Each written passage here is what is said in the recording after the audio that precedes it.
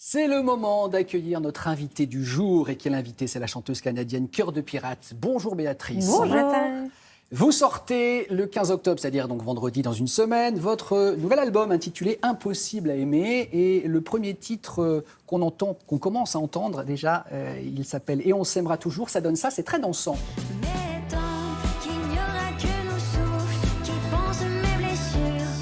C'est un style un peu différent de ce que vous avez fait jusqu'à présent. On en reparle dans quelques minutes, Béatrice, mais on souhaitait commencer par une image forte. 2009, la belle histoire entre... vous me voyez venir, la belle histoire entre vous et le public français commence. Il vous découvre, ce public français, donc auteur, compositrice, interprète, avec 7 chansons, comme des enfants. Regardez ce document, c'était sur France 2 en 2009. Regardez.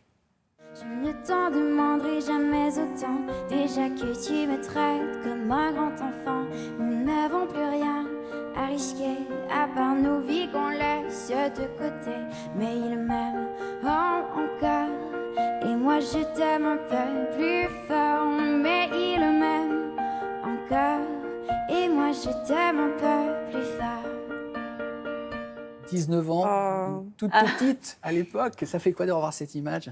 En fait, je suis extrêmement fière de la fille que j'étais à l'époque parce que j'ai affronté tout un monde complètement nouveau et puis c'était pas évident.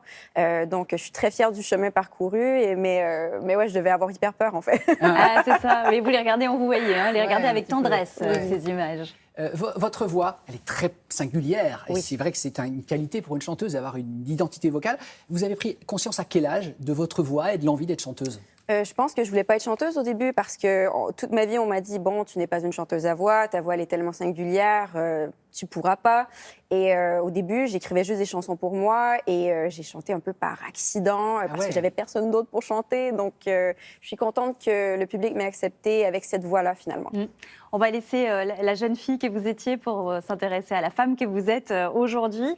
Généreuse parce que vous partagez beaucoup votre vie sur les réseaux sociaux. Vous y êtes assez présente, y compris dans des moments intimes. Vous avez, par exemple, montré une très jolie photo pour annoncer votre grossesse. Est-ce que les réseaux sociaux sont pour vous un moyen de communication direct, sont importants pour rester en lien avec vos fans? Oui, tout à fait. Et puis, c'est aussi un outil super important pour nous parce que ça nous permet de reprendre la narration par moment de certains événements. Donc, on peut raconter une histoire à travers les réseaux sociaux. Ça nous permet de communiquer vachement beaucoup de choses. Et je suis contente de savoir que c'est aussi présent aujourd'hui dans la vie d'artiste. Vous êtes déjà maman d'une fille qui se prénomme Romy, qui est née en 2012. Donc elle a déjà 9 ans, cette petite Romy. Et on a trouvé sur votre Instagram une séquence hyper touchante, hyper mignonne. C'est à l'époque du tube planétaire Shallow. Vous chantez avec votre fille. Vous nous direz si elle est une graine d'artiste ou pas. Regardez un petit extrait de cette vidéo. 1, 2, 3, go. Another tea bag, watch me survive. I'll never miss the ground.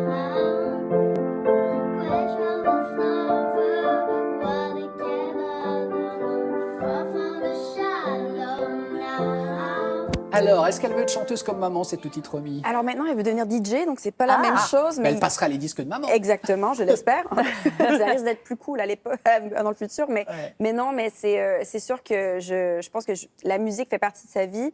Après, je la laisse vraiment faire son bout de chemin avec tout ça. Mais c'est sûr qu'on a eu beaucoup de plaisir, surtout pendant le confinement, où on faisait pas mal de vidéos.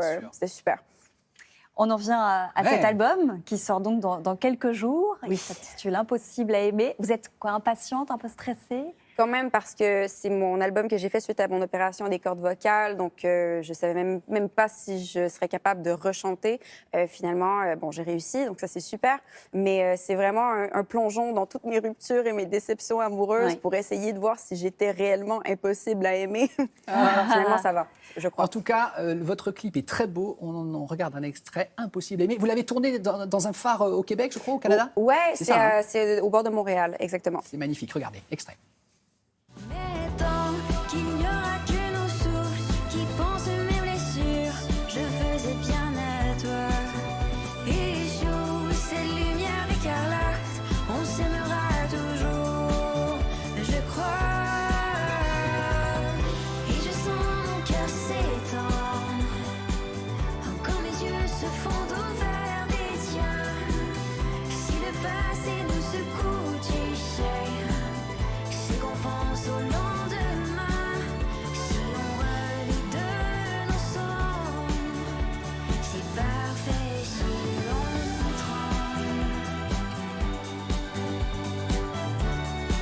très dansant, le clip est très beau, c'est un plan séquence, c'est-à-dire techniquement il n'y a pas de coupure, vous avez dû bosser, répéter j'imagine. Hein, parce Oui, on a que répété toute la journée, puis on voulait vraiment le moment du crépuscule, c'est donc ça.